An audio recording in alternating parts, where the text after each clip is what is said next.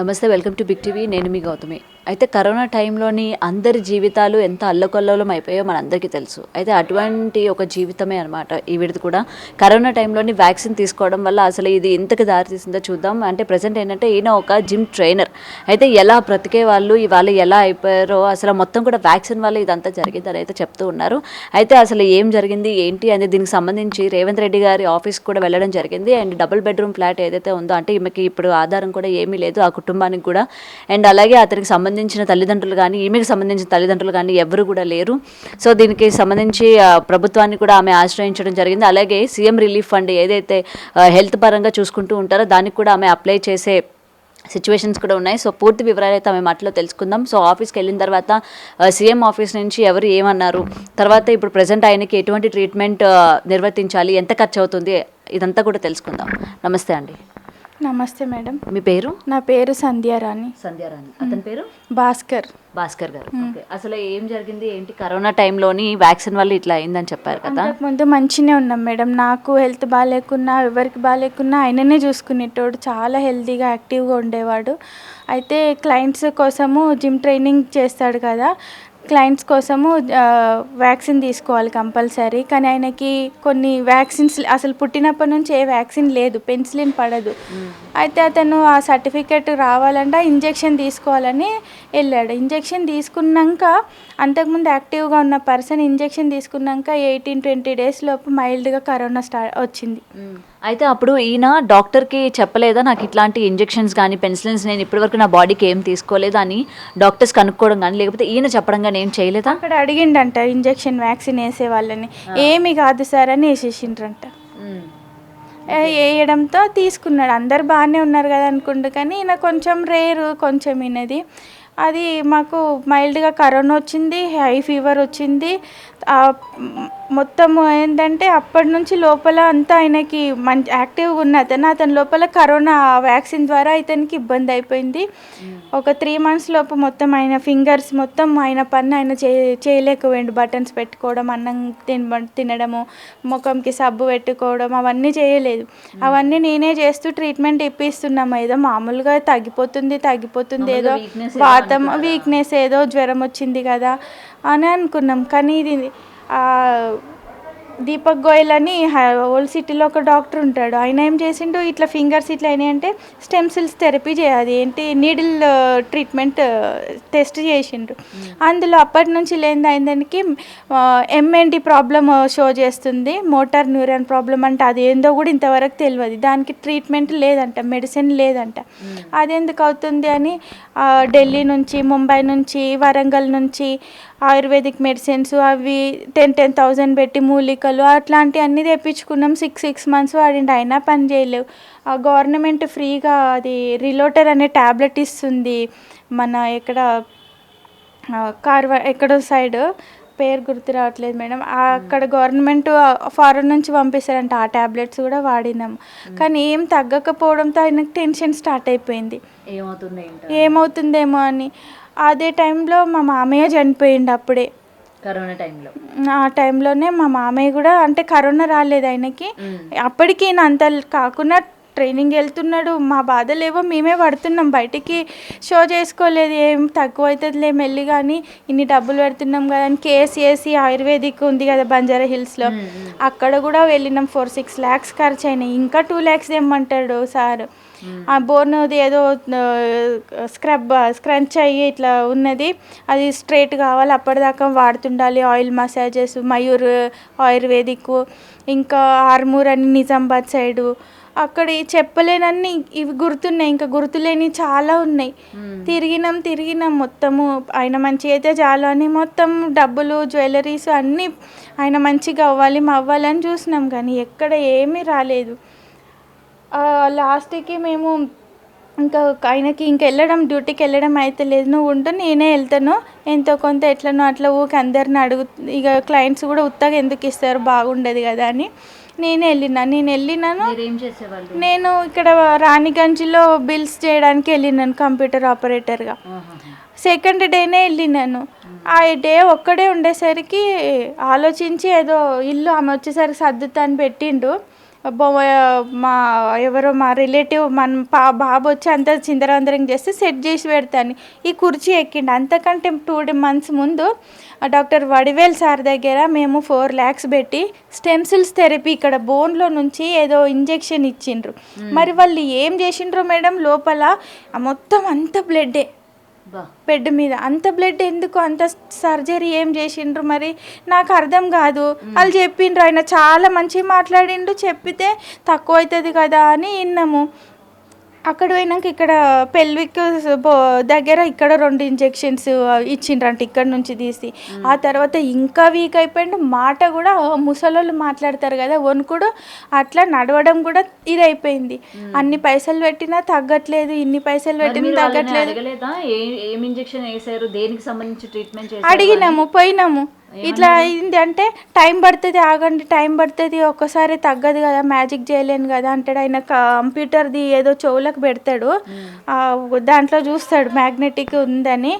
అన్నీ నేను క్లియర్ చేసేసాను అని చెప్తాడు. అట్లెట్లా అవుతుంది సార్, మీరు చెవులకు పెట్టి కంప్యూటర్ది అందులో అన్నీ క్లియర్ చేసిన అని చెప్తే మాకు బాడీ లోపల ఎట్లా క్లియర్ అవుతుంది అని కూడా అడిగితే, మీరు పాజిటివ్గా ఉండాలి, నెగిటివ్గా ఆలోచించద్దు అంటాడు. అన్నీ డ్రాప్స్ ఏవో ఆయుర్వేదిక్ రసాయనాలు అవి ఇవి ఇచ్చిండు. తర్వాత బూస్టర్ ఇంజెక్షన్ కూడా వేస్తా అన్నాడు. మేము పోయినాం, బూస్టరు వేస్తాడేమో మామూలుగా ఇంజెక్షన్ అంటే ఇది 6,000 అన్నాడు ఒక ఇంజెక్షన్. అయితే ఆఖరికి అంత లేదు సార్, 4,000 ఇస్తారు, 2,000 పెండింగ్ పెట్టినా. అప్పటి నుంచి ఇంకా వీక్ అయింది, అస్సలు వస్తలేడు. వాళ్ళు వీడియోలు చూసి పంపి అంటే ఆయనకు ఫింగర్స్ ఏమొస్తలేవు, చేస్తలేవు. అదే టెన్షన్తో ఎక్కువ అయిపోయి బీపీ పెరిగింది, పెరాలసిస్ వచ్చింది. పడ్డాడు ఒక్కడే, ఎంత కష్టపడ్డాడో లేవలేక. దెబ్బమ్మ చాలా తాకింది. వచ్చి చూసేసరికి ఆయన ఎట్లా లేచి కూర్చున్నాడో తెలియదు. ఇక్కడ పెయిన్ వస్తుంది అంటే జలుబు చేసిందేమో అని ఆవిరి పట్టిన, కాదు. మళ్ళీ మార్నింగ్ అయింది, లేచి మేము రెడీ అవుతున్నాం, పాపని రెడీ చేసి పంపిస్తున్నా. బాత్రూమ్ వెళ్ళేసి వచ్చిండు, వాష్రూమ్ వస్తలేదు అన్నాడు. ఉన్నట్టుండి నిలబడ్డాడు, చెయ్యి వస్తలేదు నాది అని మాట్లాడిండు ఒక్కటే మాట. 2 అడుగులు వేసి హాల్లో కుర్చీలో కూర్చుండబెట్టినాం. ఇక అక్కడికేని ఫ్రెండ్స్ అందరికీ చెప్పిన, ఆడికి వచ్చినాము, ఫ్రెండ్స్ అందరూ వచ్చిండ్రు. అయితే అందరూ మా ఆడపడుచున్నది ఆమె, వాళ్ళు అందరూ ఇది పెరాలసిస్ వచ్చింది, దీనికి మెయిన్ మందు ఆయుర్వేదిక్ది గుర్మెట్కల్ కర్ణాటకలో దొరుకుతుంది అని అంటే నాకు బుర్ర ఏం పని చేయలేదు. అప్పుడు టెన్షన్లు ఉన్నా. అంత దూరం ఫ్రెండ్స్ తీసుకెళ్ళిండ్రు మేడం, అంత దూరం వెళ్ళినాం. కానీ ఆయనకి లిప్స్ కూడా ఓపెన్ చేయనీకి వస్తలేదు. యాపిల్ ఆకలేస్తుంది, ఏం తినలేడు కదా అని నా టెన్షన్. యాపిల్ తినిపిస్తా అంటే తినొస్తలేదు. యాపిల్ని క్రష్ చేసి నోట్లో మింగిపించిన అట్లా కూడా కాలే. ఆడికి గుర్మెట్కెళ్ళి పోయేసరికి మొత్తము అప్పుడు తెలియదు, మొత్తం పడిపోతుండు ఇట్లా పట్టుకుంటే. వాళ్ళు అన్నారు, మేము చూడము, ఇది ఎమర్జెన్సీ కేసు అయింది, మీరు సిటీకే తీసుకెళ్ళండి, వాళ్ళ ప్రాసెస్ వాళ్ళు చేస్తారని ఒక మందు పాలల్లో కలిపి ఆగిపోయమన్నారు. అక్కడికి వెళ్ళి సాయికృష్ణ హాస్పిటల్కి వెళ్ళినాం. వెళ్ళంగానే అక్కడ ఎంఆర్ఐ స్కానింగ్ ఇట్లా తీసిండ్రు. అయితే బ్రెయిన్ వెయిన్ కట్ అయ్యి బ్లీడ్ అవుతుందంట, బ్లడ్ లోపల కంప్రెస్ అయ్యింది. ఇట్లా సర్జరీ చేయాలి, సర్జరీకి 3 lakhs, మొత్తం ట్రీట్మెంట్కి 10 lakhs దాకా అవుతుంది అంటే ఎక్కడి నుంచి చేస్తా. అప్పటికే మొత్తం గవర్నమెంట్ ఆరోగ్యశ్రీ కానీ అట్లాంటిది ఏం లేవా అప్పుడు. అంటే మేము ఇట్లా పోయినాం కదా, వీటికి వర్తించదంట కదా, ఆయుర్వేదిక్ ప్రైవేట్ హాస్పిటల్లో వర్తించదు. గవర్నమెంట్ హాస్పిటల్లో ఆ ట్రీట్మెంట్ ఉండదా? గవర్నమెంట్ హాస్పిటల్లో పోలేదు మేము అప్పటికి. ఎక్కడ మాకు తెలిసిన గవర్నమెంట్ హాస్పిటల్లో గాంధీ హాస్పిటల్ ఉంది, నిమ్స్ హాస్పిటల్ ఉంది. ఇంకా నిమ్స్ హాస్పిటల్కి అప్పుడు తీసుకెళ్ళినాం మేడం. అక్కడ అన్ని డబ్బులు లేవు కాబట్టి ఒక 20,000 సాయికృష్ణలో ఖర్చు అయినాయి. అక్కడ నుంచి నిమ్స్కి వెళ్ళినాం. నిమ్స్లో ఎమర్జెన్సీలో అడ్మిట్ చేసి మొత్తం ఫ్రెండ్స్ చూసుకున్నారు మేడం. అంతా ఫ్రెండ్స్ చూసుకొని ఎంఆర్ఐ స్కాన్ చేసి అవి చేసి సర్జరీ చేయాలి అని బోన్ తీసి అబ్డంలో పెడతాము. తర్వాత 1 week తర్వాత మళ్ళీ బోన్ పెట్టేస్తాము. ఇది సింపుల్ ప్రాసెస్ అన్నారు. ఇంజెక్షన్స్ ద్వారా ట్రై చేసిండ్రు కానీ ఆగలేదు మేడం, ఆగలేదు. మేము గుర్మెట్కల్ పోకుండా ఉంటే తొందరగా అక్కడికి రీచ్ అయితే లక్కీగా సర్జరీ అయ్యకపోయేదేమో అని ఇప్పటికీ అనిపిస్తుంది మేడం. కానీ సర్జరీ చేసిండ్రు మేడం, బోన్ తీసిండ్రు. 3 daysకి కళ్ళు తెరిచిండు, కాన్షియస్ ఉంది. వాళ్ళు డాక్టర్స్ మరి మెమొరీ ఉంటుందో ఉండదో అన్నారు. బై గాడ్ గ్రేస్ కాన్షియస్ ఉంది. వేరే వాళ్ళైతే తట్టుకోలేరు. ఈయన జిమ్ ట్రైనర్, ఫిట్నెస్ మాస్టర్ కాబట్టి ఆయనకి ఎటువంటి బ్యాడ్ హ్యాబిట్స్ లేవు. కరెక్ట్గా మంచిగా ఉంటాడు కాబట్టి కోలుకున్నాడు మేడం 2 monthsకి. మిలీనియం లేచిండ్రు. నర్వ్స్ ప్రాబ్లం ఉంది కాబట్టి మిలీనియం లేచిండ్రు. 2 months అక్కడనే ఉన్నా మేడం నేను. అప్పుడు కొంచెం రికవర్ అయ్యారా? లేదు, ఇట్లనే ట్రకెస్మీ వేసిండ్రు ముక్కుతోని, ముక్కుల పైపేసి పాలు జావా అంతే. కాకపోతే బ్రీతింగ్ లెవెల్స్ కొంచెం గుడ్ వచ్చినాయి. తర్వాత ఓకే, వాళ్ళు ఏదో మేము ప్రాణం కాపాడినాం, ఇక మీరు రిహాబ్ సెంటర్కి వెళ్ళొచ్చు అంటే రిహాబ్ సెంటర్కి వెళ్ళి 4 months ఉన్నా. అక్కడ 4 months అయినాక ఇక్కడ గొంతులో వేసిన ట్రకెస్మీ ఉంటుంది కదా, అది తీసేసిండ్రు. రిహాబ్ సెంటర్కి వచ్చినాక 15 daysకో 11 daysకో ఆక్సిజన్ నుంచి బయటకు వచ్చే వెంటిలేటర్ నుండి బయటకు వచ్చిండు. ఆ తర్వాత 1 week ఆక్సిజన్ పెట్టిండ్రు. ఆక్సిజన్ నుంచి 1 week తర్వాత అప్పుడు ఒక 20-25 daysకి నార్మల్ అయిన బ్రీతింగ్, ఆయన తీసుకునే శక్తి ఆయనకు వచ్చింది. తర్వాత మెల్లిగా ఒక 2 months తర్వాత నోస్లో పైప్ తీసేసిండ్రు. ఆ తర్వాత మెల్లిగా పల్చటి ఇడ్లీ, మెత్త అన్నము అట్లా గొంతులోకి జారేటట్టు 4 months తర్వాత ఇక్కడికి వచ్చిన మేడం. అందులో ఒక 10 lakhs అయినాయి, నిమ్స్లో ఒక 10 lakhs దాకా అయినాయి, 10 లక్షల అప్పు అయింది, ఇచ్చిండ్రు. మరి ఇప్పుడు ఆ బోన్ ఏదైతే అంటే స్కల్ నుంచి తీసారు కదా, అది మళ్ళీ అమరుస్తామని అది చెప్పారు అన్నారు. లేదు, నిమ్స్ అది రిహాబ్ సెంటర్లో ఉన్నప్పుడే 2 months తర్వాత అక్కడ జ్వరం వస్తుంది ఎందుకని చూస్తే ఇక్కడ పస్ వచ్చింది. ఎందుకని చూసేసరికి అక్కడ పస్ వచ్చింది కాబట్టి అది పెట్టొద్దు. పస్ వచ్చింది కాబట్టి అది పెట్టొద్దు, అది రిమూవ్ చేసేయాలని తీసేసిండ్రు మేడం. అది ఇప్పుడు ఆర్టిఫిషియల్ బోన్ పెట్టియాలి. అది పెట్టాలంటే దానికి తగ్గట్టు ఆయన స్ట్రాంగ్ ఉండాలి. అది పెట్టినాక దేవుడు అన్నీ మంచిగా అయితే ఆయన కొంచెం లేచి కూర్చుంటాడు మేడం. అన్నిటికీ main problem financial madam. Okay. So CM గారిని కలవడం అంటే సీఎం ఆఫీస్ దగ్గరికి వెళ్ళారు అని చెప్పారు కదా, ఎటువంటి రెస్పాన్స్ వచ్చింది? మంచి రెస్పాండ్ ఇచ్చిండ్రు మేడం. నాకైతే నేను చెప్పిన అక్కడ రైటర్ మేడం ఉంటుంది కదా, నా ప్రాబ్లం చెప్తే నాకు అర్జెంటుగా అందరికంటే ఎక్కువ ప్రాబ్లం ఉంది కాబట్టి నా కోసం మంచిగానే లెటర్ రాసి ఇచ్చిండ్రు. ప్రాసెస్ బై ప్రాసెస్ ఉంది కదా, లెటర్ అక్కడే అప్లై చేసిన. ఆఫ్టర్ 2 monthsకి రమ్మన్నారు. 2 monthsకి రమ్మన్నారు. బంచ్ ఆఫ్ అప్లికేషన్స్ ఉన్నాయి అక్కడ. అందులో మధ్యలో ఇది గుంపులో గోవిందం కావద్దు నాకు, ఎందుకంటే అందరిలాంటి లైఫ్ లేదు ఇప్పుడు నాకు. నా సిచ్యువేషన్ చాలా ఇదిగా ఉంది. ఇప్పుడు నేను రెంట్ హౌస్లో ఉన్నాను, నాకు ఎటువంటి ఫైనాన్షియల్ సోర్స్ లేదు, నేను రెంట్ కూడా కట్టలేకపోతున్నాను. మీరు జాబ్ కూడా వెళ్ళలేరు కదా పాపం, ఆయన పక్కనే ఉండాలి. ఆయనను వదిలిపోలేను నేను. అట్లా పోయినందుకు ఇంత ప్రాబ్లం అయింది. ఇప్పుడు ఈ సిచ్యువేషన్లో అసలు పోలేను. అందుకని ఫ్రెండ్స్ వాళ్ళు వీళ్ళు ఎంతో కొంత క్రౌడ్ ఫండ్ అని అదని ఇదని వేస్తారు. ఒక 1000 అట్లా ఇట్లా వస్తే ఏదో ఇల్లు నడిపించుకుంటే తెలిసిన వాళ్ళు ఎవరన్నా రైస్ బ్యాగ్ వేపిస్తారు, రేషన్ ఏదన్నా ఇప్పిస్తారు, డబ్బులు ఏమన్నా వస్తే తెచ్చి వండి తినిపించుకుంటాను మేడం. అంతే. ఇప్పుడు ఆయన నార్మల్గా అంటే మాట్లాడడం కానీ జస్ట్ లేవడం కానీ అట్లా ఏం చేయడు మేడం. వార్డ్ బాయ్ అంకుల్ వచ్చినప్పుడు నిమ్స్లో ఉండే వాళ్ళే నాకు వార్డ్ బాయ్ అంకుల్స్ మంచి ఫ్రెండ్స్ అయ్యి వాళ్ళే హెల్ప్ చేసి వాళ్ళు వచ్చి నిలబెట్టి వాష్రూమ్కి తీసుకెళ్ళి స్నానం పట్టుకొని లేపట్టుకొని వచ్చి కూర్చుండబెడతాం. ఇల్లు కూడా కంజెస్టెడ్ అవ్వడంతో అది కూడా ఇబ్బంది అవుతుంది. అదే. అండ్ మీ ఓనర్స్ ఏమంటున్నారు? మీరు రెంట్ కూడా ఇప్పుడు కట్టలేని పరిస్థితి కదా, ఓనర్స్ ఏమైనా అర్థం చేసుకున్నారా మీ పైన? వాళ్ళు అర్థం చేసుకుని ఇల్లు ఇచ్చిండ్రు మేడం నాకు.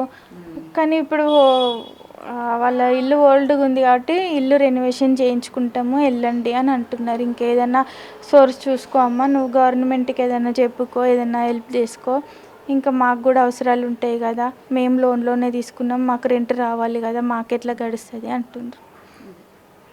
పాప ఏం చేస్తూ ఉంటుంది? పాప 7th class madam. 7th class. ఒక్కతే పాప మేడం నాకు. ఓకే. అండ్ మీరు ఇప్పుడు ఏది జాబ్ కూడా చేయలేని పరిస్థితి అసలు. నిజంగా అతను ఒక జిమ్ ట్రైనర్, అసలు ఆయన ఫొటోస్ కూడా చూస్తూ ఉంటే ఎలా ఉండే ఆయన, అసలు ఎలా అయిపోయారు అని అనిపిస్తుంది. ఆయననే ఆర్ఫన్స్కి అమౌంట్ ఇచ్చేవాడు మేడం. ఒకప్పుడు ఎంతోమందికి హెల్ప్ చేసేవాళ్ళు. చేసిండు మేడం.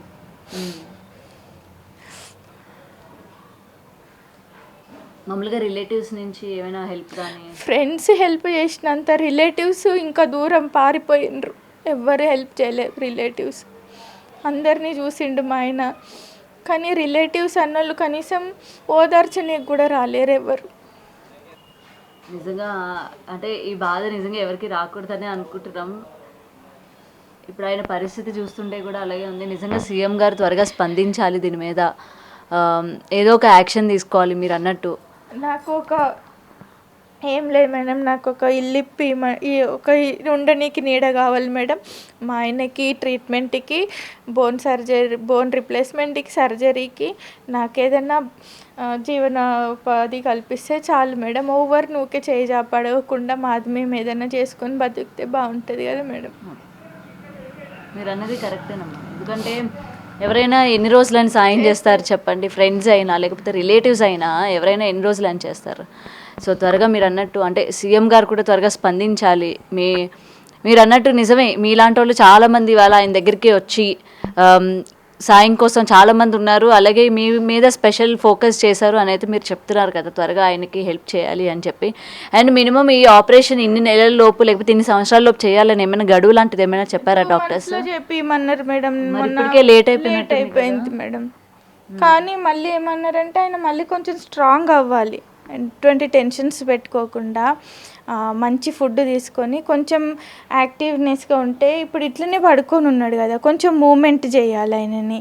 మొబిలైజేషన్ ఎక్కడ చేపిస్తున్నాను? నా దగ్గర ఎవరైనా అమౌంట్ ఇచ్చినప్పుడు అప్పుడు చేయించినాను. ఇప్పుడు నా స్తోమత అంత లేదు, నేను చేయించలేకపోతున్నా మేడం. అట్లా చేపిస్తే ఇంకా యాక్టివ్గా ఉంటాడు. సర్జరీ చేసుకొని తొందరగా మంచిగా క్యూర్ అయ్యి వచ్చి మామూలుగా ఉండొచ్చు మేడం. దాని అంతటికి ఇక గాడ్ గ్రేస్ మేడం. సిచ్యువేషన్ ఇప్పుడు అడ్రస్సే లేదు మాకు ఎక్కడ. సో ఇదండి చూస్తున్నారు కదా, ప్రజెంట్ ఏంటంటే ఇటువంటి పరిస్థితి. ఒక జిమ్ ట్రైనర్ ఎంతోమందిని ఆయన తీర్చిదిద్దరు, అలాగే ఎంతోమందికి ఆయన సాయం కూడా చేశారని అయితే ఇప్పుడు మాటల్లో వింటున్నాము. మరి ఈ వీడియో చూసిన తర్వాత మీకు కూడా ఏమైనా సాయం చేయాలి అనిపిస్తే డెఫినెట్గా ముందడుగు వేయండి. మన రోజు ఏంటంటే ఎంతో ఖర్చు పెడుతూ ఉంటాము, అనవసరమైన ఖర్చులు ఎన్నో చేస్తూ ఉంటాము. అందులోని కొంచెం వీళ్ళకి కానీ సాయం చేసినట్లయితే ఒక కుటుంబాన్ని నిలిపే వాళ్ళం అవుతాము. నేను వీళ్ళ ఫోన్ నెంబర్స్ అలాగే వీళ్ళ ఫోన్పే నెంబర్స్ కూడా నేను మెన్షన్ చేస్తాను. సో డెఫినెట్గా మీ వంతు మీరు సాయం చేయాలని అయితే కోరుకుంటున్నాను. అలాగే సీఎం గారు రేవంత్ రెడ్డి గారికి కూడా ఆమె విన్నపం చెప్పుకున్నారు, వెళ్ళి మొత్తం కూడా అక్కడ చెప్పడం కూడా జరిగింది. సో డెఫినెట్గా ప్రభుత్వం నుంచి కూడా ఆమెకి సాయం రావాలి. ఇప్పుడు ఉండడానికి ఆమె ఆధారం కూడా లేదు. ఎందుకంటే ఏ ఇల్లు అయినా సరే మనకేంటంటే రెంట్ ఒక నెల ఇవ్వకపోతేనే ఈ రోజుల్లో ఊరుకోవడం లేదు. అలాంటిది వీళ్ళు 2-3 నెలల నుంచి కూడా రెంట్ కూడా ఇవ్వలేని పరిస్థితులు ఉన్నాయి. ఎందుకంటే ఆవిడ కూడా ఇప్పుడు జాబ్కి వెళ్ళి పని చేయని పరిస్థితి. అతన్ని ఇట్లా పెట్టుకొని ఆమె వెళ్ళి జాబ్ అయితే చేయలేరు. అలాగే వీళ్ళకి ఒక పాప కూడా ఉంది, ప్రజెంట్ ఆమె గవర్నమెంట్ స్కూల్లో చదువుతూ ఉంది. అండ్ పాప భవిష్యత్తు ఏంటని కూడా ఆ తల్లి భయపడుతూ ఉంది. సో డెఫినెట్గా రేవంత్ రెడ్డి గారు కూడా దీని మీద స్పందించాలని అయితే కోరుకుందాం. అండ్ మీ వంతు సాయం మీరు కూడా ఎంతో కొంత సాయం చేస్తే ఇవాళ ఆయన ట్రీట్మెంట్కి అయితే హెల్ప్ అవుతుంది. సో అమ్మ మీరు ఏమైనా చెప్తారా, ఇంకా ఏమైనా రేవంత్ రెడ్డి గారు? చెప్తాను మేడం. నమస్తే sir, CM Revanth Reddy sir, please నాకు హెల్ప్ చేయండి. నాకు ఉండడానికి ఇల్లు లేదు, ఎందుకంటే మా ఆయన మాకు ఆధారం, ఇంటికి పెద్ద పడిపోయిండు, ఏం దిక్కుతోచని స్థితిలో ఉన్నాం ఇప్పుడు. నాకు అందరికీ అవసరమే, కానీ నాకు ఇప్పుడు రెంట్ కట్టలేని పరిస్థితిలో ఉన్నాను. నాకు ఇల్లు కావాలి, నాకు బ్రతకడానికి ఏదన్నా ఉపాధి చూపించండి. మా ఆయనకి ట్రీట్మెంట్ చేయించుకోవడానికి నాకు సహాయం చేయండి సార్, ప్లీజ్ విన్నవించుకుంటున్నాను మిమ్మల్ని. For more videos like this, subscribe Big TV channel.